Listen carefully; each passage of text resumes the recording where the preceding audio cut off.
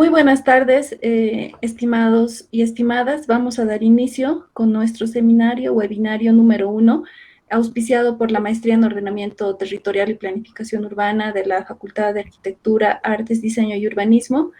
El seminario va a ser compuesto en dos partes. Una primera parte expositiva por la doctora Marisol Cárdenas Oñate, y la segunda parte vamos a responder a las preguntas que ustedes tengan respecto a la exposición que va a realizar nuestra querida docente, que actualmente está dictando en la Maestría en Ordenamiento Territorial y Planificación Urbana.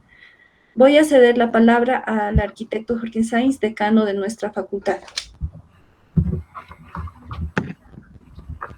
Bien, gracias. Buenas tardes. Un saludo a todos las personas, profesionales, alumnos que están asistiendo en este momento al primer seminario webinar de la Maestría en Ordenamiento Territorial, cuyo evento va a ser parte de los actos preparativos para el Congreso Nacional de Arquitectura o de la Facultad de Arquitectura que se va a realizar próximamente.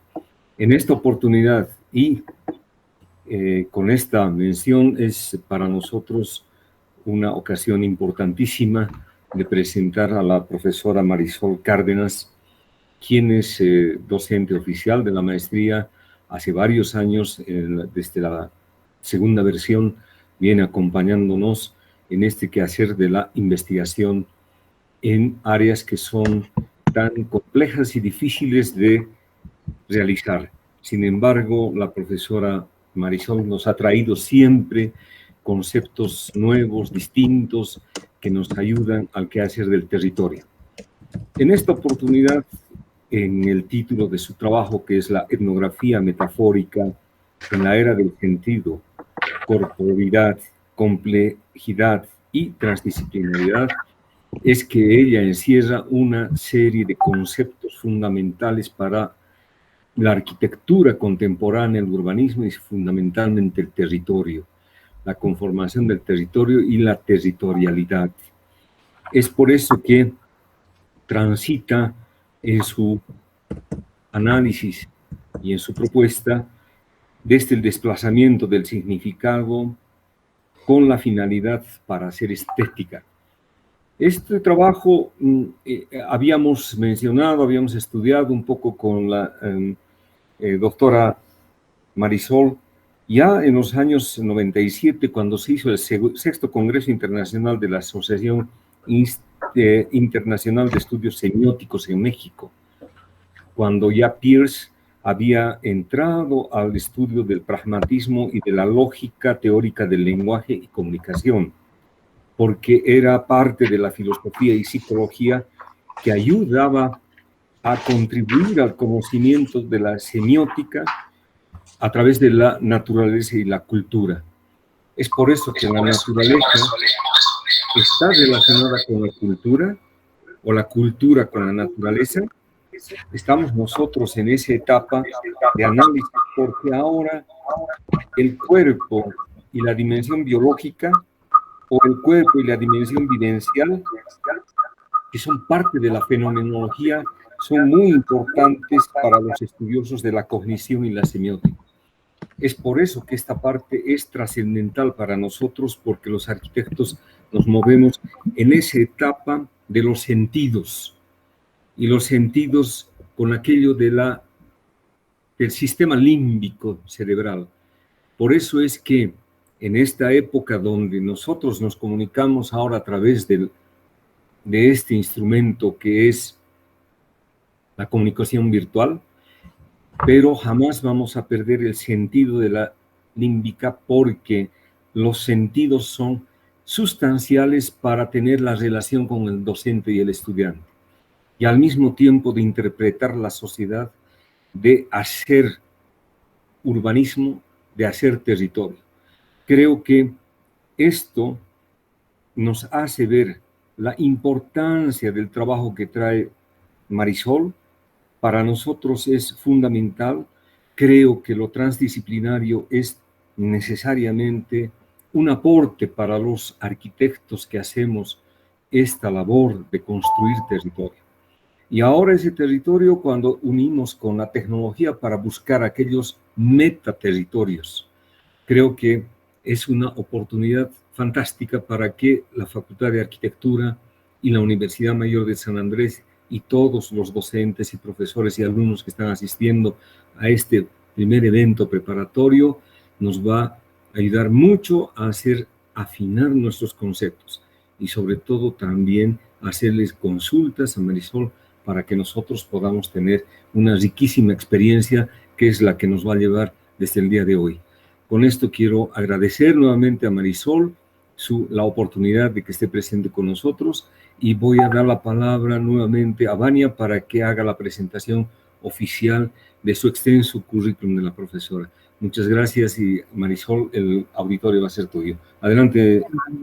Gracias, Jorge, por eso. Muchas gracias, arquitecto Sainz.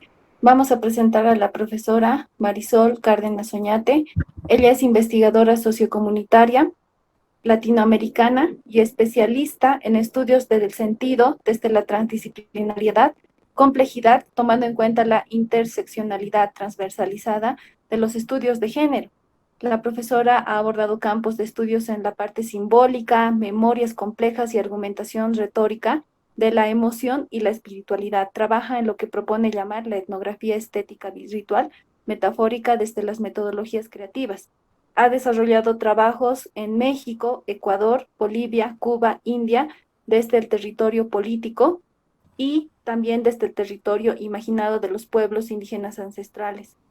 Ella ha trabajado en todas estas áreas de conocimiento y posee un postdoctorado en la Universidad de California de Berkeley. Muchas gracias, profesora. Allá en Ecuador deben ser las 4:21 de la tarde, una hora menos que en nuestro país. Tiene toda la disposición de la red para poder proyectar su seminario. Muchas gracias. Muchísimas gracias al arquitecto Jorge Saiz, que siempre abraza con sus palabras la arquitectura de sentidos que voy a tratar de compartir esta tarde, con un abrazo especial también a Vania, que ha caminado conmigo para que llegara a este momento, y a todos los estudiantes y profesores e invitados en general que estén presentes en este tiempo-espacio de compartir ideas. Muy amables por estar y voy a dar inicio. La propuesta que tengo para hoy es la siguiente. Quiero compartirles algunos elementos de reflexión desde etnografías aparentemente disímiles en espacios muy diversos, como pueden ser espacios como Ecuador, como India, pero que confluyen en ciertos elementos de encuentro a partir de esta comunicación que se da en los territorios simbólicos comunitarios.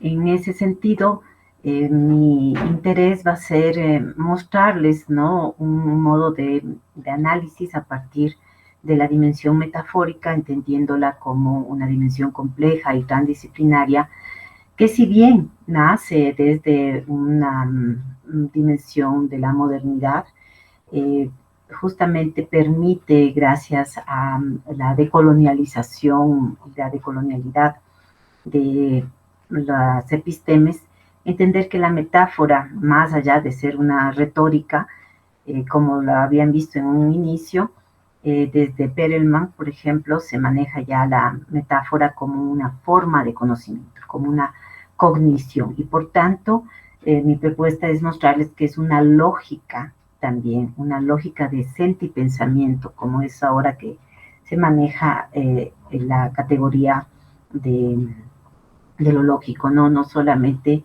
con el pensar, sino también con el sentir, en un continuum, en una espiral que siempre está presente, ¿no? La emoción y el pensamiento generan acción, y generan conexión con todos los ejes del universo, ¿no? El eje cósmico, el eje territorial, en todas sus dimensiones, ¿no? El eje corporal, personal, subjetivo e intersubjetivo sobre todo, ¿no?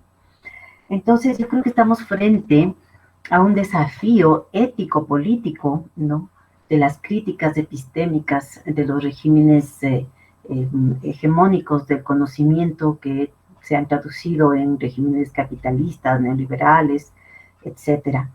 Pero que gracias, pienso yo, a todos los movimientos sociales, con todas sus bemoles, todas estas comunidades subalternas en un inicio han encontrado, ¿no? en estas nuevas maneras de organización, de reflexión, formas de entender racionalidades de vida alternativa, exponiendo sus subjetividades, empoderándose de sus conocimientos, de su espiritualidad y, por qué no, de su estética, entendida ya no solamente como la visión que la dio Van Garten, ¿no es cierto? Teoría de la sensibilidad acercada al tema de lo bello, pero el bello hegemónico de el blanco mestizo heteronormativo de la modernidad, sino más bien como este campo de sensibilidad aplicable a cualquiera de las lógicas de pensamiento. En este sentido, la estética pasa por registros mucho más amplios que lo bello, tiene en cuenta todas las otras expresiones del cuerpo popular, por ejemplo, el cuerpo carnavalesco, que es también tan hermoso, tan interesante y tan estudiado, digamos, en Bolivia, por lo cual no voy a decir más, pero que ustedes saben implica toda una estética y una lógica, no solo de representación corporal, de belleza, digamos, específico, sino de pensamiento. Esa es la idea, ¿no? Entender que la estética es una forma también de pensamiento y una habla, una forma de exposición, una forma de hablar. Bueno, todos conocemos, ¿no? Este gran texto de Spivak, ¿no? Esta teórica india que hizo la gran pregunta: ¿cómo habla el subalterno? Pues el subalterno habla desde diferentes maneras, y entre esas está la estética. Desde posicionamientos ya más actuales, como los de Rita Segato, diríamos, bueno, subalterno, también estamos ubicándonos en ese lugar enunciativo de dominados, ¿no? Desde, podríamos decir, cómo hablamos desde una perspectiva de equidad, desde una perspectiva de coalescencia, de encontrar ese espacio común en donde para hablar tenemos que encontrar un lenguaje en frontera, un lenguaje de lengua franca, ¿no? Y cuando hablo de lenguaje, por supuesto, no me refiero solamente al lingüístico, sino a todos los lenguajes que forman parte de nuestros territorios simbólicos. Entonces, es por ahí que yo voy a compartirles ahorita algunas dimensiones de reflexión en torno a cómo poder ver estas lógicas de conocimiento situado, ¿no? Recordando a Donna Haraway, quien nos sitúa, nos dice siempre que a partir de el lugar de enunciación no queda todavía siendo muy abstracto. Tenemos que hablar de un conocimiento situado desde donde podemos expresar las formas de ser, de hacer, de sentir, ¿no? Entonces, en este contexto es que yo considero que podemos articular tres tipos de lógicas que están relacionadas con el tema de la comunidad, que sería el tema del summa causae, ¿no? Summa camaña, como le dicen ustedes en Bolivia, es decir, toda esta reflexión de ese bien común o buen vivir, que lo interesante es que ha sido también empoderado, apropiado por las lógicas de gobernabilidad, sin traducir todas las posibilidades que tiene esta estas palabras territorio, estas palabras cosmo, porque no son solamente la palabra. La traducción es una, pero la práctica de la palabra en acción es lo que considero sí es un aporte que podríamos recuperar para la hora de entender las lógicas de pensamiento. Por un lado. En esta, pues obviamente el summa causai en el caso de Ecuador fue traducido como bien vivir o el vivir en comunidad, el bien común, como lo manejan. Y pues se parte de entender lo preciado, lo elevado, el más alto grado de existencia. Es decir, estamos también de nuevo retomando esta dimensión estética, ¿no? Que para nuestros pueblos está siempre transversalizada desde el cuerpo hasta el cuerpo espacio aire, hasta el cuerpo espacio ciudad, urbano, rural, la naturaleza, todas estas ecografías, ¿no? Que forman parte de las comunidades, de los pueblos. Entonces, sí. Perdón que le corte, no está transmitiendo, no está compartiendo su pantalla. No, ok. Solamente la vemos a usted. Si Oh, puede compartir. Ya, a ver, ok. Entonces, bueno, voy a... Quizás termino de hablar esta parte y de ahí yo presento las imágenes. Sí, hagámoslo así porque ahorita para terminar esta parte ya de ahí en diálogo. Entonces, por otro lado, tenemos la otra palabra que también articula toda esta dimensión temporoespacial de cosmovisión, que viene resonando y que es en la que yo más adelante voy a tomar más reflexión, que es el Ubuntu. El Ubuntu, que es traducido en lengua zulu o lengua xhosa de África, ¿no? De toda la parte de africanía que llegó a empoderarse en América y América Latina, Afroamérica, diríamos, como lo retoma Nelson Mandela en su ejercicio político, ¿no? Pero que también aquí tiene esa versión de yo soy porque tú eres. Yo estoy vinculado a ti en todas las posibilidades de conexión espiritual, personal, social, y por tanto hay una intervinculación en este sentido de presencia.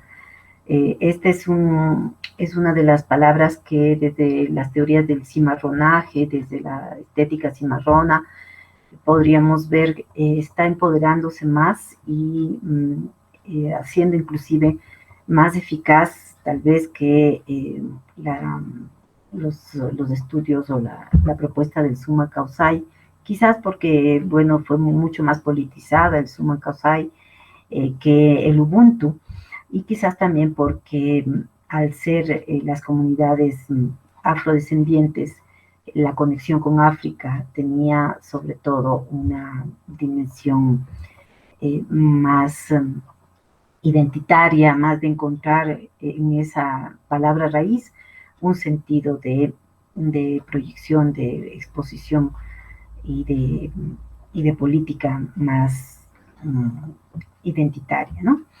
Y por otro lado, y esta es la última parte de la relación que quiero hacer entre territorios simbólicos de estas cosmovisiones, también considero que hay una otra palabra que tiene esta dimensión y que viene sobre todo de una formación espiritual, que es el ahimsa. El ahimsa, ¿no? La acción sin violencia, que en sánscrito, ¿no? Es ahimsa, que no es exactamente la traducción literaria, acción sin violencia, la tenemos en español, pero es una palabra también corporeidad que tiene más sentido, que implica o que articula a la paz en todo momento, en toda práctica de acción, de relación, relación con todas las ecologías del ser sintiente, digamos, ya no solo ser humano, sino ser sintiente, porque la naturaleza forma parte integral de esa corporeidad.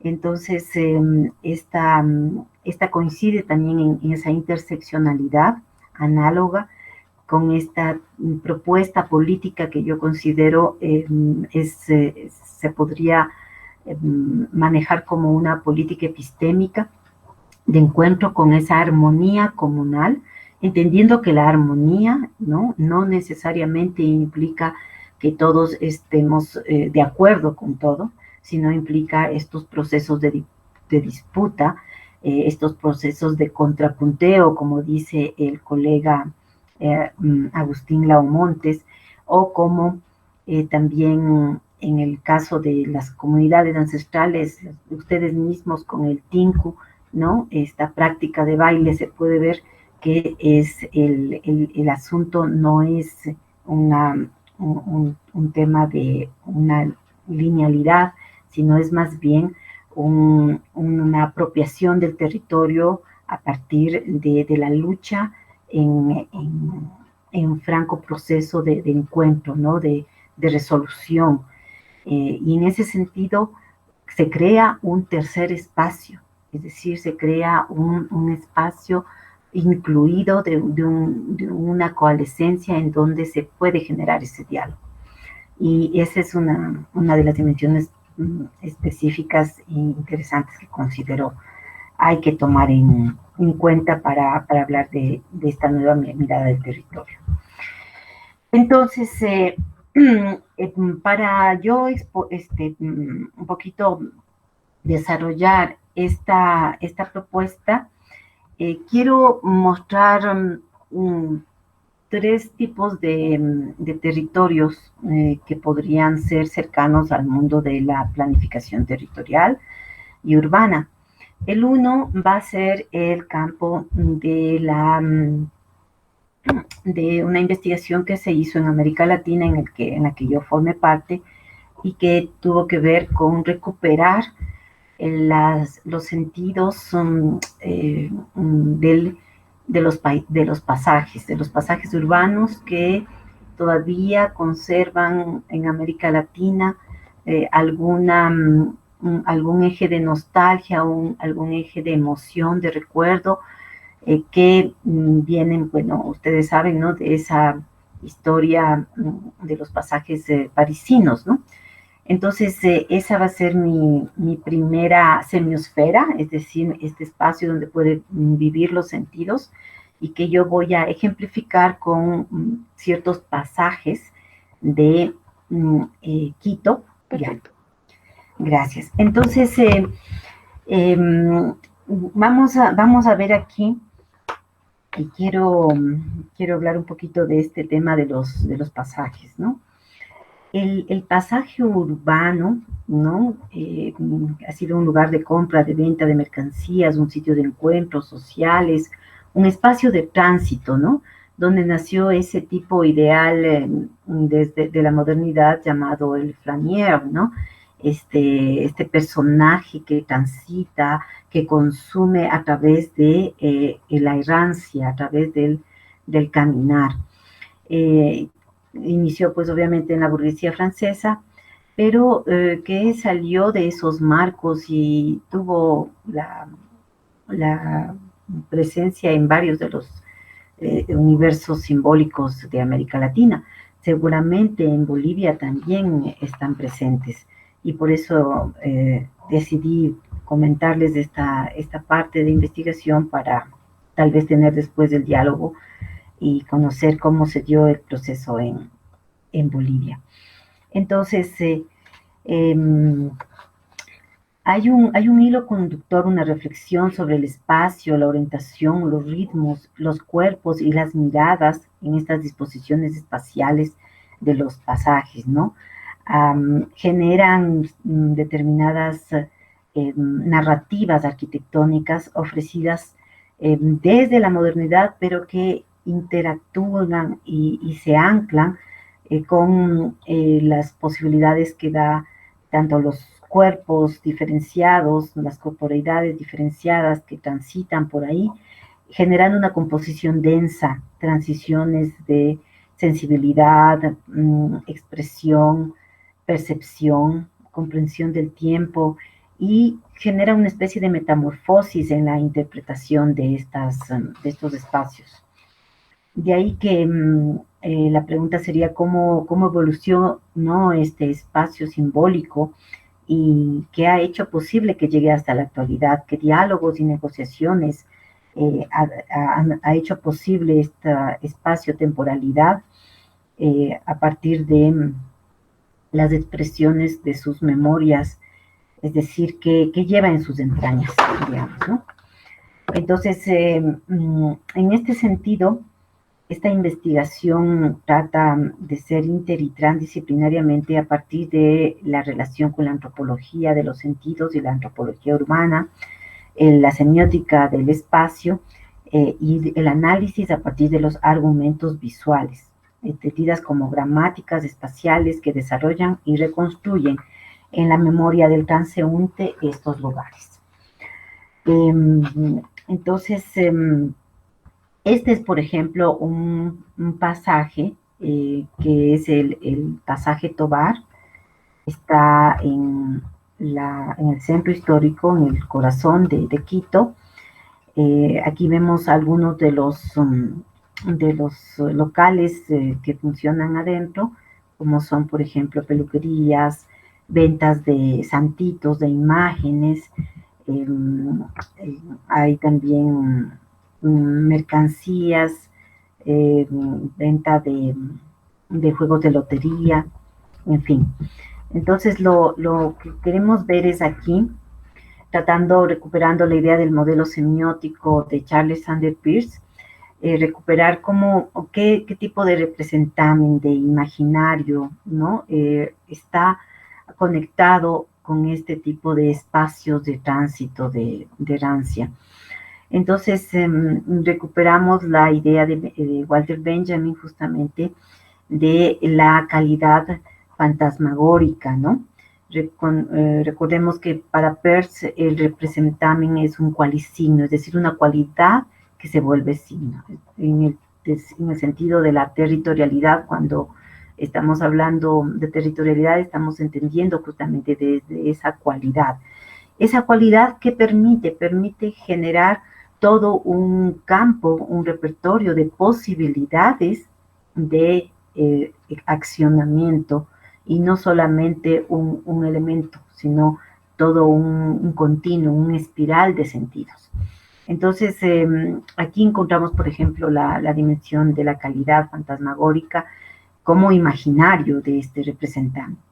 En un segundo aspecto, es decir, la segundidad persiana, encontraríamos entre todos los elementos matéricos de estos espacios el tema del cristal, ¿no? El trabajo con el cristal, con la iluminación, el aparador que permite esta relación dialógica con el transeúnte, el que ve, ¿no?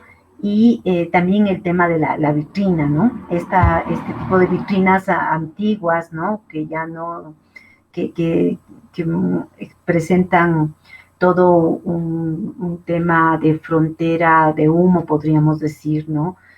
Hay una veladura en esa vitrina que no está como en la época moderna, casi que sobreexponiendo al producto, ¿no?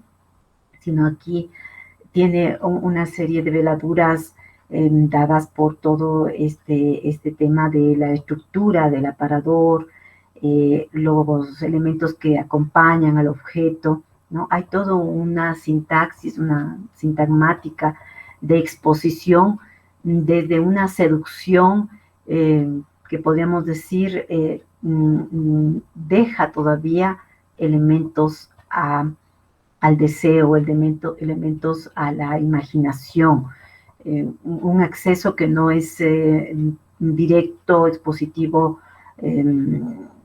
podríamos decir en palabras simbólicas, obviamente pornográfico, como es en la época actual, los malls, ¿no? Entonces, aquí nos parece interesante el tema de frontera, el entender que esta segundidad es una segundidad fronteriza, un modo de presentación del sujeto-objeto, ¿no? Entendido desde la complejidad, ya no como solo objeto, sino sujeto por todo lo que articula en conexión con el sujeto creativo, creador de eso, las comunidades de pertenencia, las condiciones sociales de producción, los modos de producción, todos estos elementos que entran en juego ahí y que está presente en este símbolo, en este objeto ritual o en esta estética ritual, como más adelante vamos a ver, ¿no? Entonces, aquí está una presentación de esta subjetividad a partir del tema del deseo. En la terceridad, ¿no? Que Peirciana entendemos al interpretante, ¿no? Interpretante entendido como esa comunidad de condiciones de producción del sentido a partir del campo de sentidos que daría el industrialismo moderno con su símbolo más representativo, que es el pasaje, ¿no? Entonces, todo esto genera el proceso de semiosis social. Entonces,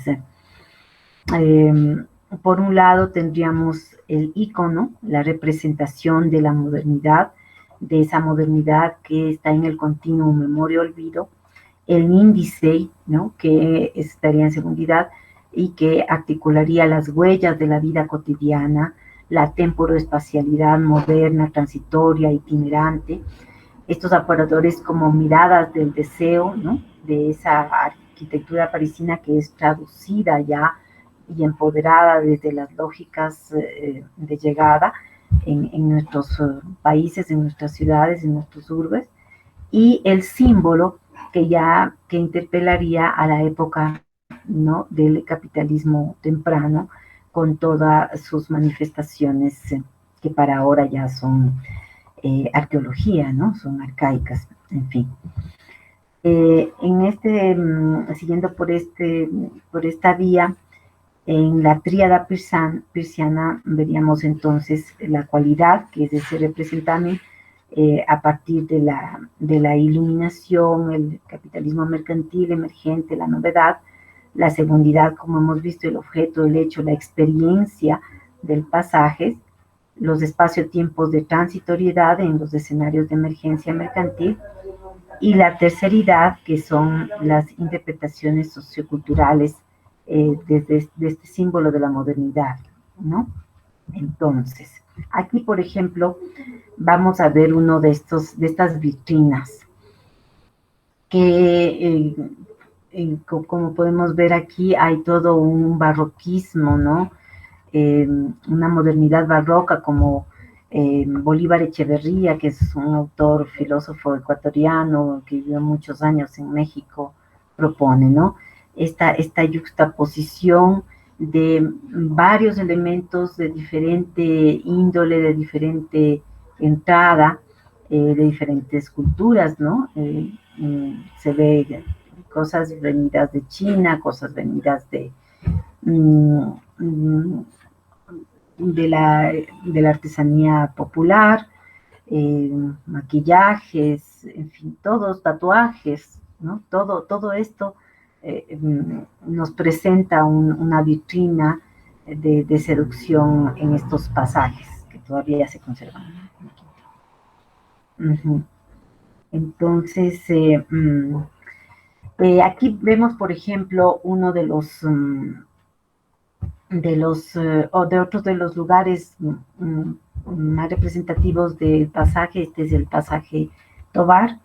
Ya no existe este restaurante, era un restaurante taurino, donde iban a conversar sobre esta práctica, ¿no? Y también tenían la presencia, hubo muchos, incluso presidentes de la República que iban a ver las corridas de toros ahí, porque el pasaje Tovar está ubicado en la parte de atrás, muy cercana al Palacio de Gobierno. Entonces, aquí don Manuel nos contaba, ¿no?, cómo ellos en esas épocas tuvieron esa presencia. Y creo que hay algunas fotos también obviamente, de toreros, en fin, que demuestra esa presencia. Entonces, aquí hay un juego con una representación identitaria, ¿no?, de cierta quiteñidad, ¿no?, desde esa trayectoria de memoria-olvido fundacional, ¿no?, de la conquista y de la colonialidad, ¿no?, con esas remembranzas taurinas, de estas políticas del poder, ¿no? Por otro lado, específicamente es el Café Imperio, ¿no?, está en el pasaje Amador, y tiene un repertorio fotográfico, objetos expuestos en las vitrinas, el menú del restaurante, que también es un menú muy, muy quiteño, muy de la comida típica, y con todos estos lenguajes de disposición de los objetos.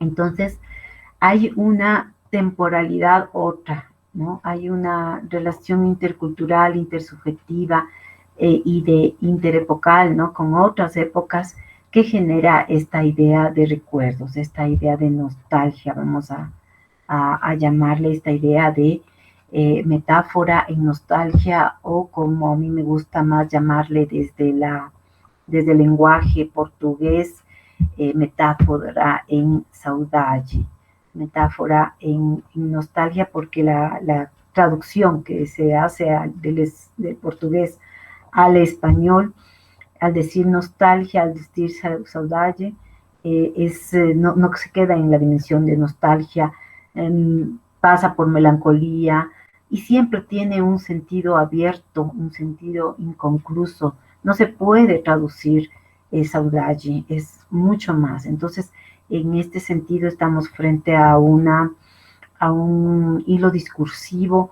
que siempre tiene nuevas tramas, nos ofrece más emociones, justamente desde esta idea de memoria emotiva, ¿no?, de memoria colectiva, que transita también desde lo emocional. Entonces, bueno, esto ya lo vimos. Desde esta perspectiva vamos nosotros construyendo una idea de modelo metafórico visual complejo y transdisciplinario, sintetizando a varios autores, entre ellos a Peirce, Bakhtin, Michel Gilbert, Nicole Brand, Desmond principalmente. En la primeridad, entonces, ya esta dimensión de representamen, al ser traducidas desde la metáfora, ¿no?, desde este cronotopo metafórico visual, que genera dispositivos estéticos, rituales, intersemióticos, discursivos, interculturales, intersubjetivos, en estas etnografías plásticas en dialógicas, ¿no? Tendríamos una idea de metaforización icónica a partir de la metáfora de raíz. Esta idea de metáfora de raíz, que bueno, la maneja Merleau-Ponty, pero no articulada a este contexto, pero que nos permite entender esta idea de la lógica. ¿Qué lógica está detrás? ¿Qué sentipensamiento está construyendo estos laboratorios de representación? Entonces, ya a nivel de analítico, tendríamos el tema de la enunciación metafórica, figurativa en este caso, o no figurativa en otros momentos, ¿no?, donde va a traducir una argumentación emotiva. Hay un agenciamiento de la memoria y el olvido, porque nunca podemos solamente pensar en la memoria. Desde la transdisciplinaridad siempre tenemos que ver ese continuo y esa complejidad que tiene siempre la memoria, que es también la posibilidad del olvido como estrategia discursiva de sobrevivencia en muchos casos. Entonces, en esta segundidad ya estaríamos frente a una metáfora encarnada. Aquí retomo algunas de las propuestas feministas, sobre todo de Judith Butler, ¿no es cierto?, que habla de los cuerpos encarnados, desde esta idea corporeizar el hecho, ¿no? No necesariamente el cuerpo físico, ¿no? Sino en este caso también la relación del sujeto que camina, la sujeto que camina con el objeto encarnado de ese deseo, de esa historia, de esa ideología, de esa economía, de ese capital simbólico que está dinamizándose. Entonces ahí tendríamos una metaforización inicial, ¿no? Volviendo a Peirce, estos elementos de huella, de nostalgia, de registro, ¿no? Que de esa, puede ser incluso un garabato, un hecho absolutamente minucioso que no es siempre perceptible. Aquí en este caso podríamos decir entra tanto la semiótica visual como la semiótica de lo invisible, ¿no? No siempre la huella es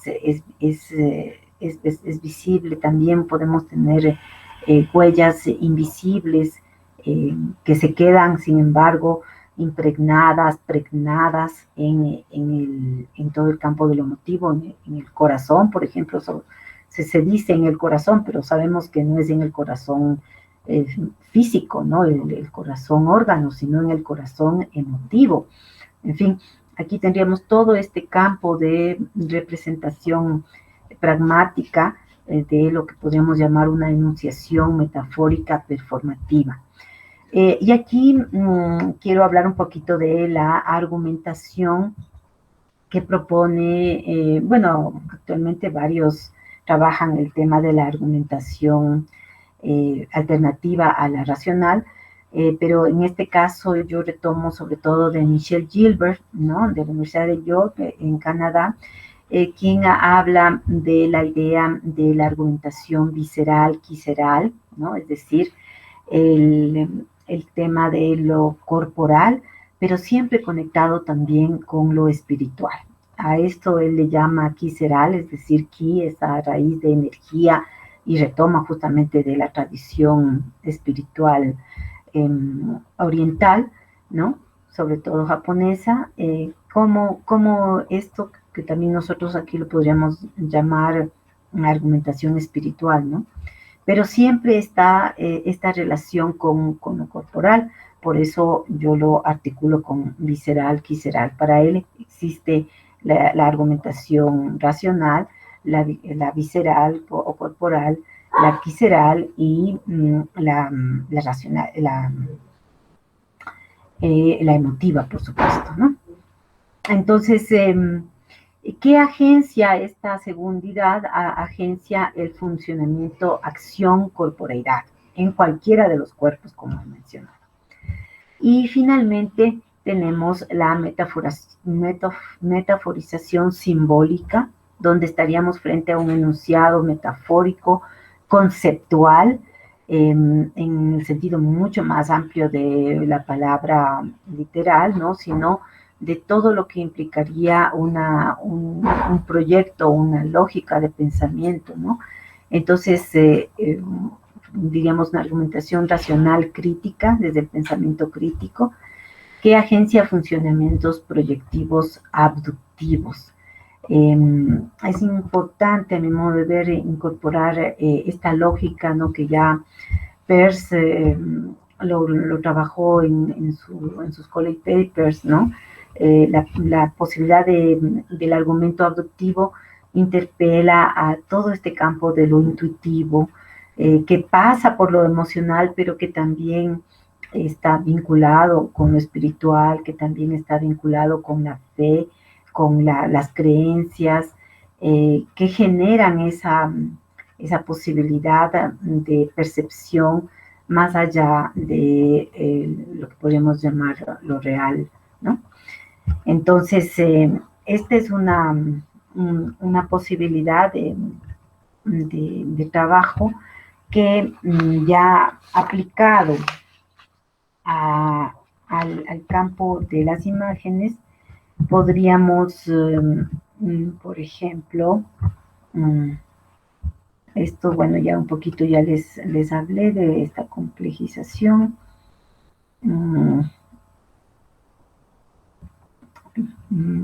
Por ejemplo, aquí quiero mostrarles, ¿no?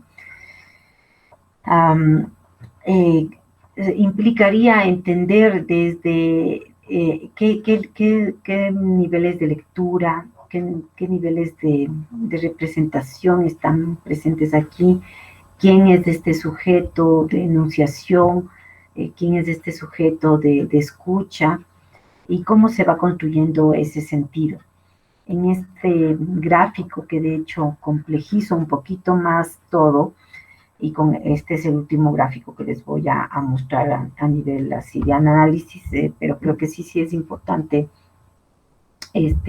revisarlo.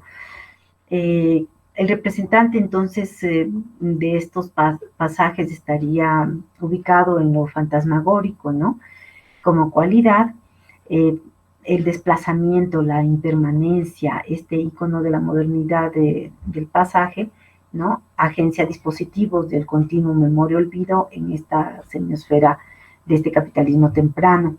En esa segundidad, el filtro que tiene esta frontera cultural sería este espejeo de este sujeto transeúnte con el sujeto-objeto que entra en diálogo con todas estas opacidades del deseo, y entonces el índice sería de esa calidad fantasmagórica, agencia de dispositivos de traducción intercultural, interestética, intersemiótica e intersubjetiva.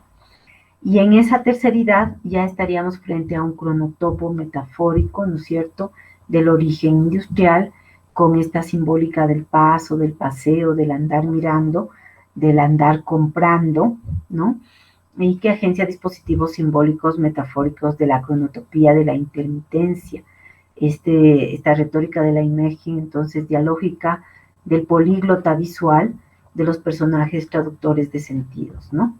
Que esto dio inicio, por supuesto, a todo este caminar de comercios, y que ya genera un andamiaje simbólico de este capitalismo temprano, ¿no? Entonces, ahorita también yo estaba pensando cómo, por ejemplo, este tipo de itinerancia podría ser también aplicado a otros espacios como los que ustedes tienen en La Paz. Estoy pensando en el mercado de las brujas, ¿no es cierto? Que si bien no es un pasaje a nivel de estos pasajes parisinos, sí es, por otro lado, un pasaje, un espacio abierto desde la perspectiva ancestral, ¿no? De esta lógica mágica visceral de la creencia y la fe en estos objetos hechizos, ¿no? Que permite la producción de sentidos en prácticas tradicionales, ¿no? De sanación, podríamos llamar de cura metafórica, como yo suelo decir en estas estructuras que tienen como fin generar una trascendencia, ¿no? Pienso que también en el campo de la materialidad psicológica, psicoanalítica, bueno, más adelante también quiero conversarles un poco de la propuesta transdisciplinaria de la doctora Julieta Haidar, que articula muchas de las dimensiones de análisis en este tipo de reflexión, en donde pienso que, por ejemplo, la dimensión de lo psicológico se ha manejado mucho con el tema de la conciencia y del inconsciente, pero desde esta mirada más amplia de la transdisciplinariedad, incluyendo lo espiritual, creo que podríamos articular el continuum conciencia, inconsciente y trascendente, porque es gracias a esta dimensión espiritual que se da un proceso de traducción y de tránsito a dejar, ya sea en el orden divino, en el orden de las deidades o de cualquiera de las religiones, ¿no es cierto? Ese ese deseo en plegaria, ese rezo que es tal vez un canto, ¿no? En el caso de las culturas afrodescendientes, por ejemplo, ellas canturrezan, ¿no es cierto? En sus prácticas están también orando, pidiendo, pero también están bailando, cantando, en fin. Entonces, todo eso genera un modo de representación, de acción y de transformación sociocultural. Otro de las semiosferas que yo quería mostrarles, aunque sea brevemente, y bueno, lo hago ahora sí que gracias al principio de esta metáfora del nomadismo, que es una metáfora también insurgente. Antes que nada les quiero decir esta metáfora tiene siempre el tema del dialogismo y que implica retomar la propuesta de Mikhail Bakhtin, en donde este es un mecanismo de coexistencia, de coalición, de confrontación, ¿no? De los elementos en unidades que constituyen un sistema, tanto en lo sincrónico como en lo diacrónico, y que va hacia el pasado o hacia el futuro. Es decir, esta dimensión dialógica nos permite un trabajo de reflexión, de relación y de inflexión también, y donde lo estético también está presente. Quería hablarles entonces de ese locus metafórico que estamos construyendo a partir de las materialidades que entran en juego. Y ahí quería comentarles, ¿no?, la propuesta de Julieta Heider que hemos visto ya en la primera clase, perdón, donde vemos que está presente la lógica de la comunicación, la lógica estética, retórica, la economía, la lógica del poder, ¿no? La dominación, la lógica comunicacional, la lógica cognitiva, entre varias de las lógicas, ¿no? Y que podemos encontrar en estos espacios también sus modos de expresión de estas materialidades. Entonces, bueno, yo creo que por el tema del tiempo voy a pasar a la otra semiósfera. Hay muchas cosas que podríamos hablar más de los pasajes, pero lo que yo quiero tratar de compartirles hoy es esta idea del sentipensamiento metafórico, es decir, de esta lógica de la metáfora que se basa en ya no solo en entender la metáfora como una retórica, sino como una forma de conocimiento, como una forma de persuasión, como una forma dialógica de construcción de sentido y por tanto como una erística, ¿no? Una forma de realmente crear conocimiento y de generar epistemes de sentido, ¿no? Entonces yo quiero pasar ahorita a esta última semiosfera que les quería un poquito hablar, que es el tema de los tránsitos también en India. Tuve la oportunidad de estar en el sur de India, en Hyderabad, eso queda en el estado de Telangana, antes llamado Andhra Pradesh, y que también me pareció muy interesante cómo coinciden, ¿no?, estas culturas con lo que nosotros vivimos, y ustedes obviamente tienen ejemplos maravillosos de todo este tema del transitar, este tema del caminar desde la religiosidad, desde esas estéticas rituales, como ya les he mencionado a los estudiantes con anterioridad, ¿no? Esta idea de que la estética tiene un sentido también de lógica que genera transformación, que genera conocimiento, que genera prácticas de vida y por tanto sentidos de existencia, de resistencia y de incluso resiliencia, como se conoce ahora la producción creativa, ¿no? Entonces aquí, por ejemplo, tenemos en India como la gente no solamente está adentro de los templos, sino muchas de las prácticas que ellos también hacen es fuera de los templos. Existe esto que les decía, esta idea de la ahimsa, del dharma, en fin, son muchas de las categorías y complejidades de varias de las religiones, ¿no? Yo estoy ahorita solamente hablando desde el hinduismo, ¿no? Pero sí quería compartirles, por ejemplo, en esta imagen, en la imagen de la izquierda o derecha para ustedes, que en los templos ahí no se corta el árbol donde se vaya a hacer el templo, por ejemplo, sino que se respeta a ese sujeto árbol, ¿no? Y pasa el árbol de esa arquitectura, no tienen esa cuestión, ¿no? Tiene ahí un espacio por donde sale ese árbol y lo vemos tal vez así en este otro lado.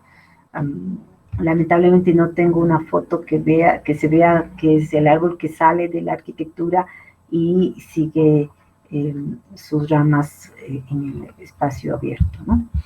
Entonces eso, por ejemplo, también es otro tipo de construcción de lógica, de sentido, de transitar, ¿no? También hacen muchas procesiones, ¿no? Muchas procesiones en donde se va, así como en nuestros casos, encontrando estos espacios donde se hacen rituales, se da de comer, en fin, la gente utiliza sus saris, los saris rituales son diferentes a los saris cotidianos o jurtas, como se conoce más bien, ¿no? Entonces, otra cosa que también me parece interesante es que el cuerpo ahí, el cuerpo en sí es un espacio para la representación, el tatuaje es una estética ritual también, muy representativa. Y una cosa que me llamó a mí la atención es que siempre están los tatuajes en ambas manos o en dos lugares del cuerpo. Nosotros tenemos la idea de que nos ponemos un tatuaje y ya, ¿no? En un solo lugar. Para ellos la armonía, el ritmo tiene que ser siempre en equidad, en igualdad de espacios. Entonces, si está en un lado, siempre está en el otro también. Entonces, aquí también quería mostrarles, ¿no? Cómo en las comunidades, en los barrios de India, están sus diosas, y esta justamente es la diosa del maíz, no recuerdo el nombre, pero sí creo que es importante mencionar que también ellos tienen, ¿no? Esta nuestra idea de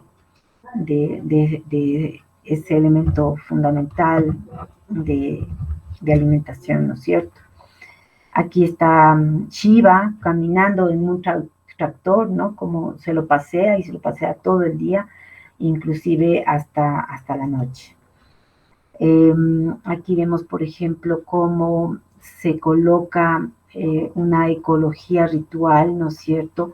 Las hojas no son cualquier hoja, son hojas específicas que están a la entrada de las puertas, y si ustedes pueden ver a los pies de la imagen de la niña, está también pinturas, ¿no? Diseños de flores, que se encuentra desde estos diseños tan básicos como mandalas, que de pronto uno va caminando y aparecen los mandalas de flores o de tiza pintadas de colores, por alguna celebración. Allá cada día tienen un santo, 300 y pico de santos. Solo en la cocina están 30 deidades ubicadas, por ejemplo. En fin, hay todo un trabajo muy, muy ritualizado, ¿no es cierto? Entonces, bueno, y ahí también, por ejemplo, Gandhi, que es reconocidísimo allá también. Lo que les decía, ¿no? En la cocina, por ejemplo, siempre están algunas deidades, se maneja el espacio, la ocupación del espacio con esta especie de sonajas, que son los que llaman a los dioses. Las sonajas, y para ellos implica que le llaman así a los dioses. Y bueno, está también presente encima de una refrigeradora, en el auto, en los carros, así como nosotros los tenemos, ¿no? En nuestros transportes públicos siempre están los dioses también allá. En esta dimensión pues se ve la metáfora, ¿no? Nómadas siempre están transitando. O cuando las mujeres recogen el arroz, también hay todo un trabajo ritual con el canto, se hacen rituales a los dioses, a las diosas en ese mismo espacio para pedirles que haya buena cosecha, ¿no? Se pide permiso, igual que lo hacemos nosotros, ¿no? En nuestras comunidades. Aquí yo tenía no sé si podemos escucharles ahorita, y si no, más adelante.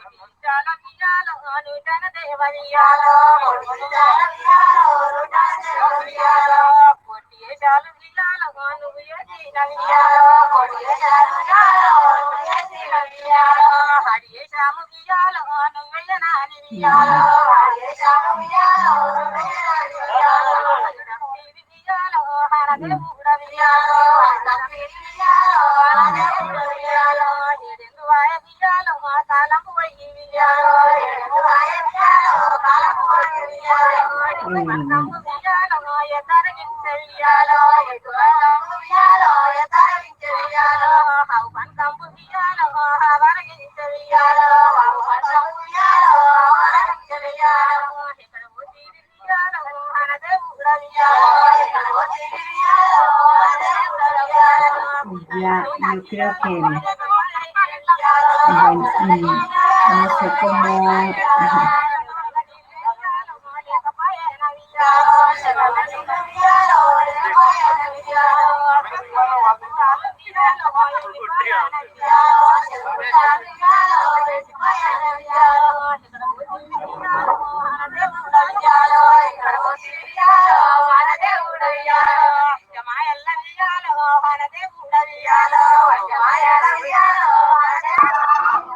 Tiene que cerrar el archivo que está en la parte inferior, clic derecho y cerrar. Clic derecho y cerrar. Ya, gracias, sí. Bueno, era solo un ejemplo que quería. Ya se cerró, ¿no? Eran ejemplos que yo quería compartir para ver cómo se puede entender esta idea de la herencia, del nomadismo, de la transitoriedad, desde una dimensión de modernidad, ¿no? Como es el templo, el pasaje, hasta estas prácticas estético-rituales cotidianas de nuestras culturas ancestrales, ¿no? Que en este caso les traje el ejemplo de India, porque sé que ustedes han visto ya muchísimos ejemplos en la misma Bolivia, ¿no? Así que vean cómo aquí estamos frente a una posibilidad de construcción lógica, de sentido, que interpela una territorialidad distinta, una territorialidad simbólica, y que nos permitiría encontrar nuevas formas de acceso a la estética desde nuestras maneras particulares, interculturales, intersubjetivas, que nuestras culturas nos proporcionan, ¿no? En este sentido, la pregunta sería cómo construir metonimias, metáforas, sinécdoques, ¿no? Emotivas, afectivas, cómo hacen nuestras culturas para expresarse a través de estas narrativas alternativas a la lógica dominante hegemónica, y cómo, por tanto, podemos resistir o reexistir desde a todos estos embates del capitalismo mercantil, agresivo, violento que vivimos ahora, frente a lo que podemos hablar desde estas otras lenguas, desde este otro idioma, desde esta lengua franca que creo que nos une en estos sures, ¿no? Que no solamente somos desde el sur geográfico, sino desde esta geopolítica del conocimiento, y que sería interesante ampliar no solo para dentro de nuestra América, sino también entrar en diálogo con estos otros sures, como por ejemplo el sur de India o India en sí, que tienen y nos pueden ofrecer también estas palabras metáfora, como por ejemplo la IMSA, ¿no? Que podríamos tejer en nuestro colorido del Sumancausa, del Sumancamaña, del Ubuntu en lengua afrodescendiente, y hacer realmente una red fuerte, creativa, que embata al poder desde este otro modo oblicuo, pero también importante de entrar a una semiósfera más amplia, que permita generar esta equidad, ¿no? De sujetos, de territorialidades, donde el cuerpo es una de las territorialidades y se expande y transita, ¿no? al campo de lo urbano, de lo rural o de lo local, en fin, pero que nos puede empoderar desde nuestras propias metáforas de raíz. Bueno, esta era Muchas gracias, profesora. Estamos con un corto reducido de tiempo. Me ha llegado una pregunta al WhatsApp, que es la siguiente: ¿cómo podríamos aplicar el concepto de lo cibersocial, de lo cronotópico en el urbanismo, por ejemplo, ya en un hecho más concreto? Porque nuestra maestría es precisamente en ordenamiento territorial. ¿Cómo visualizamos eso? Si nos podría decir de manera breve, por favor. Ajá, o sea, cuando hablamos de cronotopo, pues como brevemente les comenté, tenemos a Bakhtin, ¿no? Hablándonos de esta idea del continuum temporoespacial. Entonces, la pregunta sería ahí, ¿de qué modo se expresan las diferentes temporalidades en cierto espacio-tiempo situado, ¿no? Recordemos que, por ejemplo, hay muchos tiempos, no estamos solamente desde el tiempo lineal, hay un tiempo helicoidal, hay un tiempo que yo podría decir un tiempo metafórico, este tiempo que permite la creación, la producción de un sentido simbólico, pero que es en la práctica, en la concreción funciona, ¿no? Porque lo importante de la dimensión simbólica es que funcione, que agencie elementos y que genere sentido. Entonces, sería preguntar qué tiempos están viviendo en un espacio específico, qué ritmos son los que predominan, ¿no? Por ejemplo, el ritmo de la fiesta es un ritmo muy diferente al ritmo laboral, al ritmo comercial, al ritmo subjetivo, interpersonal, en fin. O sea, ir desentrañando desde esta idea del tiempo-espacio cómo se mueven, cómo funcionan, cómo movilizan el sentido y cómo generan, por tanto, resemantizaciones o reexistencias, ¿no? A partir de estas otras lógicas en estos territorios urbanos o de cualquiera de los tipos de territorialidad al que nos enfrentemos en un proyecto.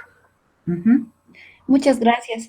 Y bueno, la última pregunta, el concepto de la transdisciplinariedad, este ejercicio de llevar algo de un lugar a otro translocativo que menciona, yo creo que está más afianzado en esta época del manejo del hiperespacio, es decir, de las redes sociales y todo eso.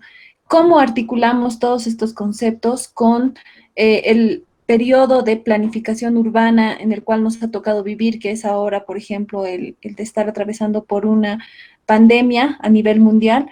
¿Cómo esto se traslocaría para poder nosotros planificar mejores ciudades? Bueno, yo creo que ahí la dimensión política es clave, ¿no? Entendiendo que todos somos seres políticos, ¿no? No solamente los políticos, de hecho creo que esos son los menos políticos, pero creo que empoderando al sujeto desde esta dimensión de ciudadanía activa, desde una producción de comunidades, de movilización social, basada en la coalescencia, ¿no? En todos los grupos siempre existen divergencias, siempre existen conflicto, y no hay que tener miedo a eso, ¿no? O sea, no es problema. Lo importante es que hayan propuestas que surjan desde la terceridad, podríamos decir, ¿no? En este sentido de transdisciplinariedad, este espacio de encuentro, este tercero incluido, podríamos decir, donde aparece una posibilidad de acuerdo, de encontrar soluciones, de buscar soluciones, de proyectar respuestas a estos embates, ¿no? Como el que estamos viviendo, este tema de la pandemia me parece que nos da para muchísimo reflexionar e inflexionar sobre la subjetividad, el tema de la salud pública, ¿no? Que creo que en ninguno de los países estaba preparado. Quizás Cuba, que no se conoce mucho al respecto, pero se sabe que hay bastante más cuidado y más socialización, en fin. Pero lo cierto es que estoy hablando en América Latina, ¿no es cierto? Creo que, por ejemplo, este tema de la corporeidad, con la pandemia nos hemos dado cuenta que desde el capitalismo mercantil somos un número. O sea, la gente que lamentablemente fallece pasa a ser, ahora sí que es traducida a un número que además inclusive no puede entrar en este espacio de despedida, ¿no? A ese viaje que es el único viaje del cual ya no se regresa, pues, ¿no? O sea, qué terrible estas prácticas, esta situación. Y no solo se queda ahí, porque bueno, ahí hay el argumento de que no, por el tema de la transmisión, ¿no? Del virus, etcétera. En el caso de Ecuador, por ejemplo, no sé si en Bolivia también, pero ha habido un trabajo muy mal hecho de cuidado de los cadáveres. Entonces hay pérdidas, hay desaparecidos, cadáveres desaparecidos que no sabe dónde están y que se tiene que buscar en listas. La gente tiene el derecho, ustedes saben, el derecho es un derecho humano, el derecho a la vida, a la muerte, con conocimiento, con conexión de dónde está, el saber qué ha pasado, ¿no? Entonces yo creo que eso nos interpela a muchas dimensiones de subjetividad, de cómo construir y planificar un territorio, un ordenamiento territorial que tome en cuenta a la gente y sus necesidades de acuerdo a las lógicas particulares y variadas que traspasan y transversalizan al sujeto en su género, clase, raza, etnicidad, al espacio, que siempre es espacio-tiempo, con su diversidad de ritmos, de prácticas, a la relación con los cosmos, ¿no? Con el macrocosmos de las deidades, de los ancestros, el microcosmos con las relaciones directas más cercanas, la familia, la comunidad, el barrio, ¿no? Y todos estos elementos generan identidades, son vinculaciones que podríamos decir tienen hablas, tienen formas de expresión, lenguajes. Entonces, la pregunta sería cómo construir unas ciudades ahora sí que más cuidadas, que cuiden, ciudades más equitativas, unas ciudades más caminables, ahora sí que recuperando la idea de la metáfora de la errancia que he tratado de exponerles, recuperando esta idea de cómo transitar nuestros espacios territoriales, urbanos, con respeto, con equidad, en paz, ¿no? En paz en este sentido real de una política de paz efectiva y eficaz. Bueno, muchas gracias, profesora. Agradecemos su participación en el primer webinario que estamos teniendo con la maestría en ordenamiento territorial y planificación urbana. Agradecer a todos los asistentes que han estado presentes el día de hoy de manera virtual. Muchas gracias y bueno, tengan una buena tarde, buen resto de jornada de día. Gracias.